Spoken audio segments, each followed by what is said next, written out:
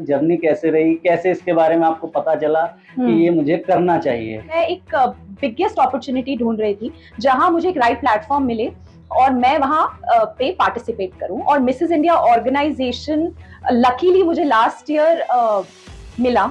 उनकी वेबसाइट पे मैं गई missesindia.com और वहां मैंने अप्लाई किया। उसमें आपको अपने बारे में लिखना पड़ता है, उनकी क्वेश्चंस होते हैं, क्वेश्चनर होता है, वो फिल करना पड़ता है आपका। वो पूछते हैं कि आप क्यों मिसेस इंडिया में पार्टिसिपेट करना चाहते हैं। बहुत सारे क्वेश्चंस होते हैं जो आपके बारे में वो जानना चाहते हैं और वो ये तय करते हैं कि वो आपको क्यों सिलेक्ट करें। तो अगर आप उनको कन्विंस करने में और एक बहुत ही इंस्पिरेशनल मैसेज देने में अगर आप सक्सेसफुल हो गए तो आपका सिलेक्शन हो जाता है। और उसके सिलेक्शन होने के बाद खाली सिलेक्शन नहीं है, उसके बाद आपको ऑडिशन भी देना है, इंटरव्यू देना है और फिर उसके बाद वो तय करते हैं कि पूरे इंडिया से कितनी महिलाएं उनके लिए सही कैंडिडेट्स कंटेस्टेंट्स होंगे उनके लिए।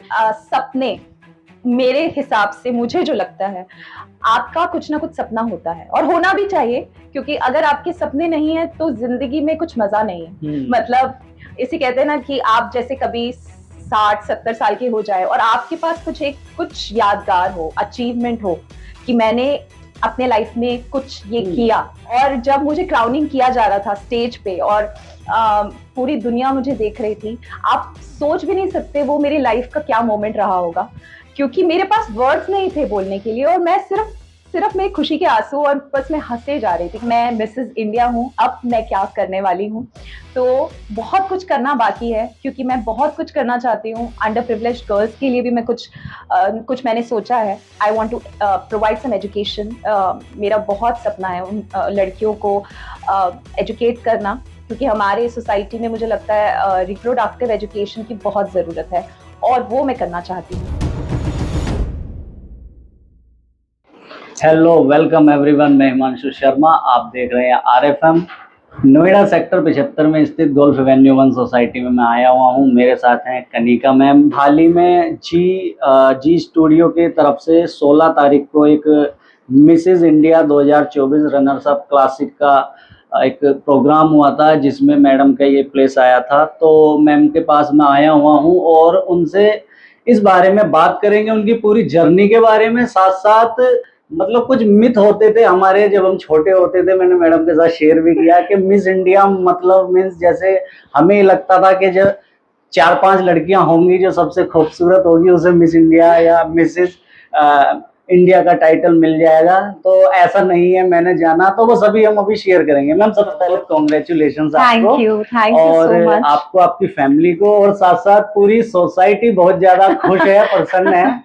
हाल ही में जो सोसाइटी के प्रेसिडेंट है उन्होंने भी आपके आने के में एक भव्य बढ़िया कार्यक्रम किया था। हाँ जी, और मेरे पास भी वो आया था, इनविटेशन में आ नहीं पाया था। तो मैंने देखा काफी। और सबसे पहले मैं जानना चाहूंगा तो कि ये जो है आपकी इसमें जर्नी कैसे रही, कैसे इसके बारे में आपको पता चला कि ये मुझे करना चाहिए, कैसे? मुझे हमेशा से एक मेरा सपना था कि मैं इंस्पिरेशन बनना चाहती हूँ सबके लिए। और ये सपना कहीं ना कहीं मेरे कहते हैं ना बड़े होते होते और पक्का होता गया। तो बट लाइफ में इतना बिजी काम और मतलब एक होता है ना कि आपका सपना पूरा करने के लिए आप सही मौके की तलाश करते हैं। तो पिछले 5 साल से मुझे ये एक बहुत ही डेडिकेटेडली पूरा करना था ये सपना। तो मिसेस इंडिया से बेटर अपॉर्चुनिटी मुझे नहीं लगता है फीमेल्स के लिए, मतलब जो मैरिड फीमेल्स हैं उनके लिए होगा, क्योंकि एक ऐसा प्लेटफॉर्म है जहां आपको सबसे बड़ा मौका मिलता है अपने आप को रिप्रेजेंट करने का। इनमें दोनों में क्या फर्क है? अभी जैसे आप बता रहे थे मिस इंडिया और मिस इंडिया हमको तो सब एक जैसा ही लगता है। नहीं, तो मिसेस इंडिया शादीशुदा महिलाओं के लिए होता है और तभी हम उसको मिसेस बोलते हैं। और मिस हम बोलते हैं जो अनमैरिड होते हैं। जैसे अगर हम बात करें कि जैसे Priyanka Chopra miss India world बनी थी, फिर उन्होंने रिप्रेजेंट किया था मिस वर्ल्ड। और कहीं ना कहीं मुझे लगता है उनसे मेरी सबसे बड़ी मुझे उनसे इंस्पिरेशन मिली थी जब उनको मैंने देखा जीतते हुए और वो इंटरनेशनल प्लेटफॉर्म पे गई और उन्होंने हमारे इंडिया को प्राउड करवाया और अभी तक भी वो करवाते आ रहे हैं। तो मुझे नहीं लगता है कि कोई भी महिला कम होती है अगर वो मतलब ठान ले, क्योंकि मुझे लगता है हम सबसे ब्रेव होते हैं और अपना सपना पूरा करने के लिए हम कुछ भी कर सकते हैं और मेहनत करके हम उसको पा सकते हैं। तो इस अगर बात की जाए मिसेस इंडिया की, तो 2 साल से मैं मतलब मैं इसके लिए प्रेपरेशन तो कर ही रही थी, साथ में मैं एक बिगेस्ट अपॉर्चुनिटी ढूंढ रही थी जहां मुझे एक राइट प्लेटफॉर्म मिले और मैं वहां पे पार्टिसिपेट करूं। और मिसेस इंडिया ऑर्गेनाइजेशन लकीली मुझे लास्ट ईयर मिला।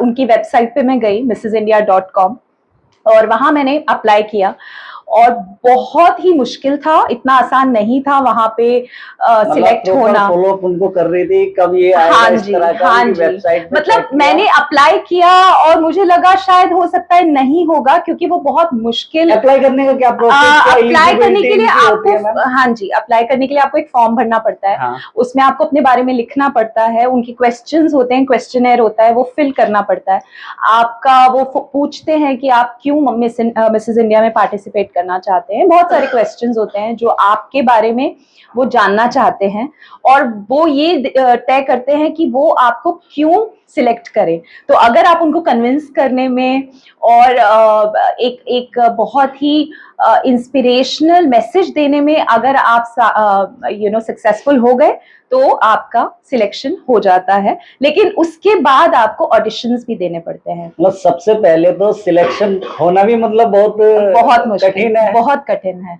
और उसके सिलेक्शन होने के बाद खाली सिलेक्शन नहीं है, उसके बाद आपको ऑडिशन भी देना है, इंटरव्यू देना है और फिर उसके बाद वो तय करते हैं कि पूरे इंडिया से कितनी महिलाएं उनके लिए मतलब जिसे कहते हैं ना कि कौन सही कैंडिडेट्स कंटेस्टेंट्स होंगे उनके लिए। तो लगभग इस कैटेगरी में मैम कितनी महिलाएं आई होंगी? देश भर से आई होंगी सभी? अगर मैं फाइनलिस्ट की बात करूं तो अराउंड हमारे जो इस पैजेंट में 20 महिलाओं ने पार्टिसिपेट किया था और वो अलग अलग क्षेत्रों से आए थे, अलग अलग स्टेट से आए थे। कोई महाराष्ट्र से, तो कोई केरला, कोई तमिलनाडु, बहुत ही अलग अलग स्टेट से, पूरे इंडिया, पूरे भारत के कोने कोने से, कोई पंजाब से, कोई कोलकाता से। तो लगभग संख्या कितनी होगी मैम इन सब की टोटल? वही मैं बता रही हूँ, 20 महिलाएं सिलेक्ट हुई थी एज फाइनलिस्ट जिनको मौका मिला था स्टेज पे परफॉर्म करने का। ठीक है। तो ये पूरा 1 साल का जर्नी था मेरा, जिसे कहते हैं। बट उससे पहले जो मेरी तैयारियां थी वेट लॉस को लेके, और वेट लॉस पे भी मैं आने वाला था लेकिन उससे पहले ये है कि जो ऑडिशन वगैरह इंटरव्यू होते हैं वो कैसे होते हैं मैम? उसमें क्या ऐसा पूछा जाता है, कैसे कैसे आपके बारे में पूछा जाता है? आप, क्योंकि जितनी भी महिलाएं आई हैं, कुछ हाउसवाइफ्स हैं, कुछ प्रोफेशनल हैं, कुछ डॉक्टर्स हैं, कुछ सिंगर्स हैं, प्रोफेशन वाइज भी अगर हम देखें तो सब बहुत ही भरपूर टैलेंट वाली महिलाएं इस पैजेंट में पार्टिसिपेट करती हैं। और एक चीज मुझे बहुत अच्छी सीखने को मिली, मुझे जो बहुत अच्छा लगा कि आप जब उन औरतों से मिलते हैं तो आपको एक दूसरे से बहुत सीखने को मिलता है, क्योंकि अलग अलग प्रोफेशन से जब वो आते हैं यहाँ पे अपने सपनों को पूरा करने के लिए, इससे बड़ी बात कुछ हो नहीं सकती। मतलब अपने कंफर्ट जोन से बाहर निकल के मेहनत करना, कुछ पाना, मुझे लगता है बहुत ही हिम्मत वाली बात है। क्योंकि मैं भी जॉब करती हूँ, मतलब मैं अभी तो फिलहाल बिजनेस वुमन हूँ, अपने कंफर्ट जोन में मेरा काम भी बहुत अच्छा चल रहा है।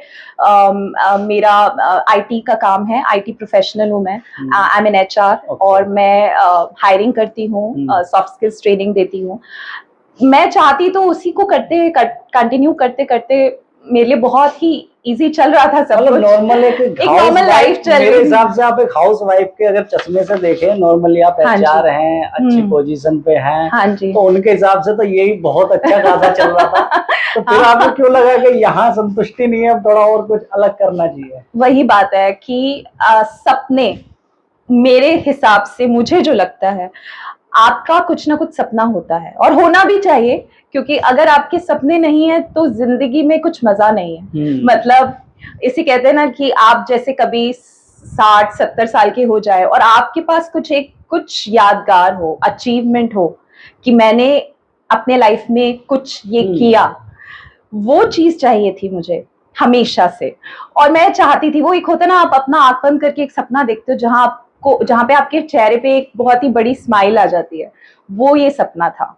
और जब मुझे क्राउनिंग किया जा रहा था स्टेज पे और पूरी दुनिया मुझे देख रही थी, आप सोच भी नहीं सकते वो मेरी लाइफ का क्या मोमेंट रहा होगा, क्योंकि मेरे पास वर्ड्स नहीं थे बोलने के लिए, और मैं सिर्फ सिर्फ मेरी खुशी के आंसू, और बस मैं हंसे जा रही थी, क्योंकि जैसे कहते हैं ना, बचपन का सपना जब पूरा हो जाता है तो जो फीलिंग आती है।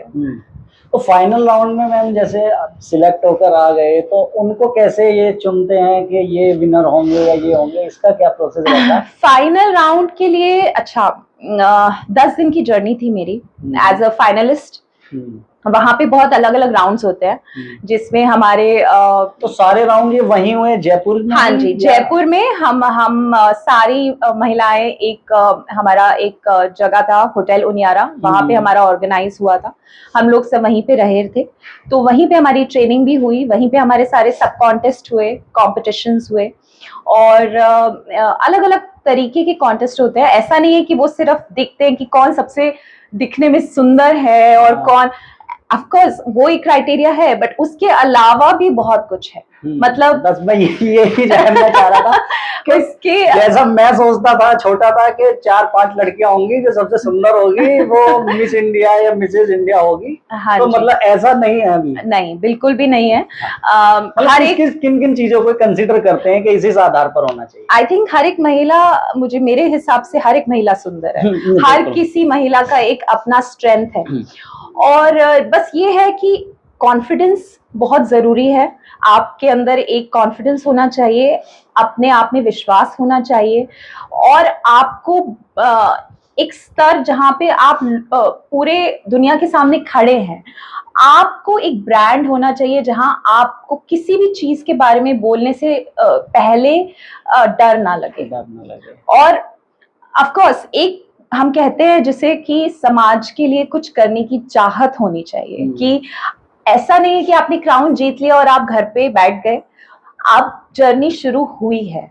ये एक हमारी अचीवमेंट है, लेकिन ये एक बिगिनिंग है। इसके बाद बहुत कुछ करने के लिए, मतलब इसके आधार पर आपको एक अलग पहचान मिल गई है, लेकिन आगे का रास्ता आपको उसी पहचान के साथ लेके जाना है कि आप क्या अचीव कर पाते हो। हाँ जी, बिल्कुल। अब इसके बाद एक्चुअल जर्नी अब मेरी शुरू हुई है। जब से मैं वापस आई हूँ, लोगों को एक उम्मीद बन गई है कि अब मैं मिसेस इंडिया हूँ, अब मैं क्या करने वाली हूँ।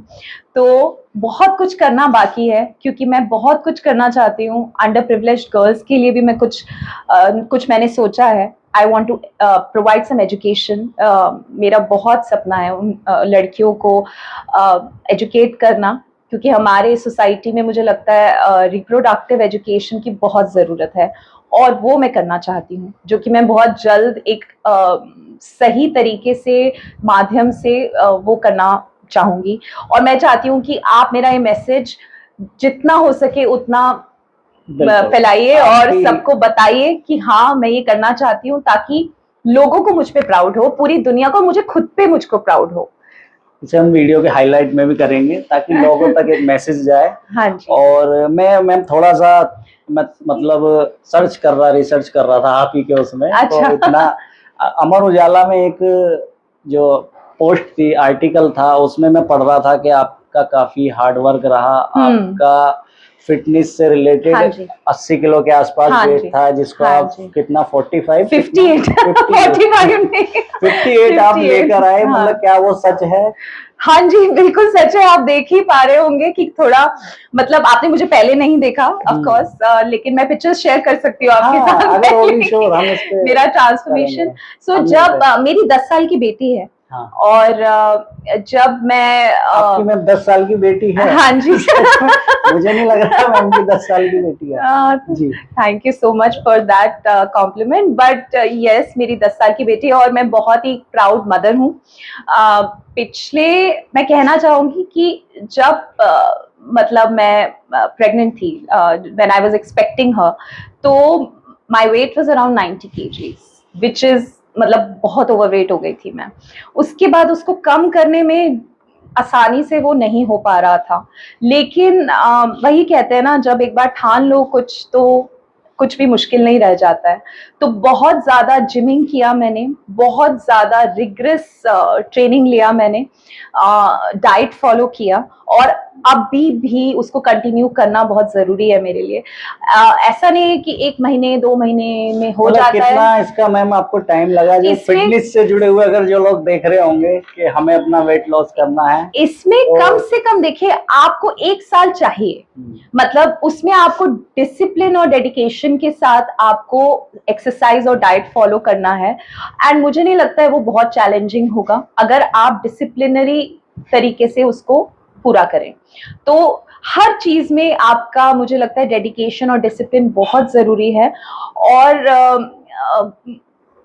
सब मतलब आपके लिए परफेक्ट हो जाता है उसके बाद। लेकिन हाँ, राइट तरीके की एक्सरसाइज बहुत जरूरी है। ऐसे ही आप देख के किसी वीडियो से आप प्लीज मत करिए, मैं एडवाइस नहीं करूंगी। पर्सनल ट्रेनर, हाँ जी, आप एक प्रोफेशनल ट्रेनिंग लीजिए, और मतलब कभी भी अपने तरफ से वीडियोस देख के आप मत ट्राई करिए, वो थोड़ा डेंजरस होता है। सबका बॉडी टाइप, वेट अलग है, उसके अनुसार उसकी डाइट चार्ट अलग होगा, सब चीज डिफरेंट होती है। क्योंकि वेट ट्रेनिंग बहुत ही ज्यादा प्रोफेशनल तरीके से एक राइट गाइडेंस से ही करना चाहिए, वरना वो आपको और ज्यादा प्रॉब्लम्स दे सकता है अगर आप अपने हिसाब से उसको देख के करना शुरू कर दें। तो इनिशियली आपको जरूरत पड़ेगी एक प्रोफेशनल हेल्प की। डाइट वगैरह सब प्रॉपर फॉलो करते थे? हाँ जी, कम हुआ तो करते ही होंगे। हाँ जी, करना पड़ता है, बट एक चीट डे मैं रखती हूँ अपना, सैटरडे या संडे। उस दिन जो मेरा मन करता है मैं जरूर खाती हूँ, और उस एक दिन के लिए मुझे इंतजार रहता है पूरे हफ्ते, और मैं प्लान करती हूँ, अच्छा इस हफ्ते ये मैं अपना फेवरेट क्विजीन लूंगी, जबकि मेरा फेवरेट क्विजीन चाइनीज है, और मुझे बहुत पसंद है चाइनीज एंड कॉन्टिनेंटल। तो वहाँ जब आप थे मैम स्टेज पे, तो उस समय आपके साथ फैमिली के कुछ मेंबर भी थे, आप अकेले थे उधर? मेरे फैमिली में से मेरे हस्बैंड आए थे और मेरी बेटी आई थी, और कोई नहीं आ पाया था क्योंकि सबके अपने कमिटमेंट्स थे। और वो दोनों आए थे मुझे चीयर अप करने, मोटिवेट करने, और सही मायने में देखा जाए तो शायद कैसा मोमेंट था उस वक्त, फ्रंट में हस्बैंड है, बेटी है, और उस सब टाइम वो मेरे लिए बहुत मैजिकल मोमेंट था। बट सिंस हम पैजेंट में हैं तो हम मतलब मेरी बेटी मुझे वेव कर रही थी, बट वो चीज को मुझे अपना वेविंग को थोड़ा कंट्रोल करना था, क्योंकि ऑफ कोर्स हम जजेस के सामने होते हैं, पूरी दुनिया के सामने होते हैं, और हमको उनको दिखाना है कि नहीं, हम वहां पे रैंप वॉक जब कर रहे होते हैं तो बहुत चीजों का ध्यान रखना पड़ता है। लेकिन हाँ, बाद में जब मेरे को क्राउनिंग हुआ उसके बाद मैं नहीं रोक पाई अपने आप को, और मैंने अपनी बेटी को फटाफट स्टेज पे बुलाया और गले लगाया। आई थिंक इससे ज्यादा सुंदर मोमेंट नहीं हो सकता लाइफ में कुछ भी। तो मतलब फिर आपने सबसे पहले वो सूचनाएं किसको दी, इन्फॉर्मेशन जैसे देते हैं फैमिली में लोगों को? मतलब मेरे इससे पहले मैं सूचना देती, मुझे लगता है सब मुझे लाइव देख रहे थे, और सबको सूचना मिल गई थी। पूरा मेरा जितना भी सर्कल है, मेरे को लगता है कोई भी ऐसा नहीं होगा जिसने मुझे लाइव नहीं देखा। हर किसी ने मुझे वहां लाइव देखा है, सब लोग मुझे चीयर अप कर रहे थे, सब।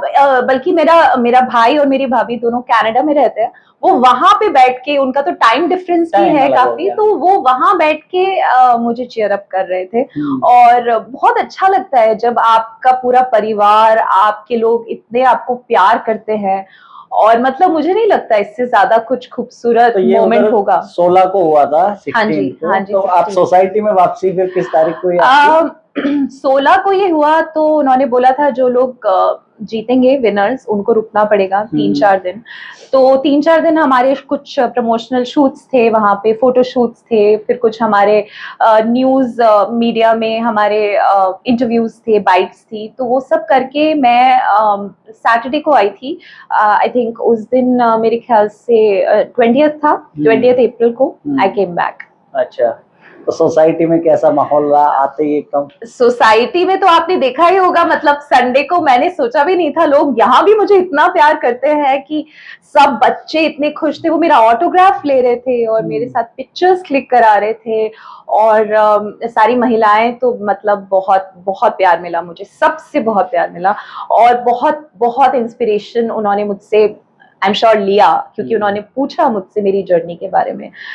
और अच्छा लगता है ना जब कोई बोलता है कि वाओ, हमें भी करना है, आपके जैसे मतलब बनना है, तो उससे अच्छी फीलिंग मुझे नहीं लगता है कुछ। सोसाइटी को लेकर भी मैम मेरा एक ये रहा इस पूरे उसमें कि फीडबैक के आधार पर आजकल ज़्यादातर नोएडा में जो हाउसिंग सोसाइटीज़ हैं वहाँ सोसाइटीज़ के अंदर ही अपनी एक पॉलिटिक्स रहती है, कोई किसी को देखकर खुश है कोई नहीं है। लेकिन यहाँ मैंने ये देखा कि आपके आने के बाद कैसे पूरी सोसाइटी ने आपका एक मतलब एक भव्य स्वागत जिसे कहते हैं किया और सभी ने मतलब उसको ऐसे किया जैसे हमारे घर की खुशी है, उस तरह से सेलिब्रेट किया।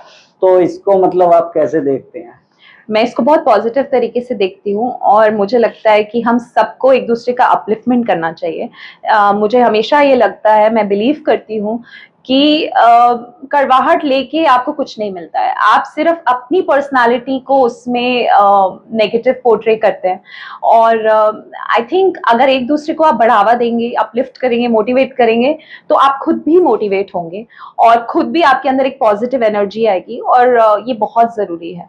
और मैं तो खैर बहुत ज़्यादा ही खुश थी उन सबको देख के कि मतलब एक होता ना, मैंने कभी एक्सपेक्ट भी नहीं किया होगा कि इतने लोग मेरे वेलकम के लिए आएंगे, बट एक्चुअली में ऐसा हुआ। बट मैंने एक कहते हैं ना मैनिफेस्टेशन क्या होता है कि जब आप कुछ सोचते हैं, पॉजिटिव सोचते हैं, वही आप अट्रैक्ट करते हैं। तो मैंने हमेशा पॉजिटिव सोचा, हमेशा एक पॉजिटिव माइंड सेट रखा और अपने सपनों को मैनिफेस्ट किया, जो कि अब पूरा हुआ और आगे भी होगा। तो आगे का क्या आप सोचा है मैम फ्यूचर, जैसे एज ए एचआर वर्किंग है अभी, तो उधर से अब प्रॉपर इधर ही आना है मॉडलिंग में, क्या सोचा है? देखते हैं अभी आगे क्या है, बट मैं I think I can handle everything. मतलब मुझे ऐसा लगता है कि मेरे अंदर उतना स्ट्रेंथ है कि मैं मतलब जिसे कहते हैं ना सारे काम इकट्ठे मैनेज कर सकती हूँ। मतलब मल्टीटास्किंग मेरा एक फोटे है जिसे कहते हैं। तो मेरा अभी आते ही मेरा काम तो शुरू हो चुका है, मेरा एचआर का काम और वो सब ऑलरेडी फायरिंग तो नहीं, हायरिंग जरूर शुरू हो गई है। और ट्रेनिंग के भी कुछ प्लान्स हैं मेरे, क्योंकि अब मेरा काफी जगह ट्रेनिंग डेवलपमेंट के लिए इन्विटेशंस भी हैं, काफी कंपनीज में जाके आई बी ट्रेनिंग एम्प्लॉइज। बट साथ के साथ सिंस ये मेरा ड्रीम है, इसको तो मैं छोड़ नहीं सकती हूँ। ये मेरा डेफिनेटली हमेशा जिंदगी भर साथ रहेगा और चलेगा साथ में। और जैसे जैसे अपॉर्चुनिटीज आएंगी मैं उसको पूरा करूंगी। और क्योंकि इससे ये मेरी एक खुशी है, ये मतलब एक कहते हैं ना कि अंदर से जब खुशी होती है, हाँ, जब आपको एक, क्योंकि काम करते रहना चाहिए, age doesn't matter. I think आपको काम हमेशा, जब तक आप बिल्कुल हेल्दी हैं और जब तक आप के हाथ पैर चल रहे हैं, मुझे लगता है आपको काम नहीं छोड़ना चाहिए। काम आपको खुशी देता है, काम आपको पहचान देता है और उसी से आपको एक कॉन्फिडेंस आता है। तो कनिका मैम हमारे साथ अभी, उनसे हम बातचीत कर रहे थे और काफ़ी चीज़ें हमने उनके साथ जानी।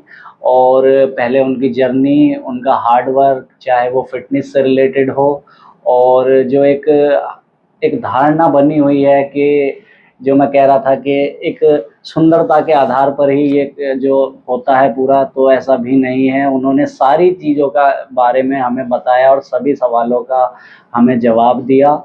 और मैं फिर पुनः मैम एक बार आपको बहुत बहुत धन्यवाद देता हूँ, आपने बिजी शेड्यूल से हमें समय दिया, उसके लिए बहुत बहुत धन्यवाद और congratulation ma'am. Thank you so much, thank you so much. And आपको भी धन्यवाद, आपने अपना टाइम निकाला और आप मेरे से सवाल पूछने के लिए आए, मेरी जर्नी के बारे में पूछने आए। I am so glad, thank you so much.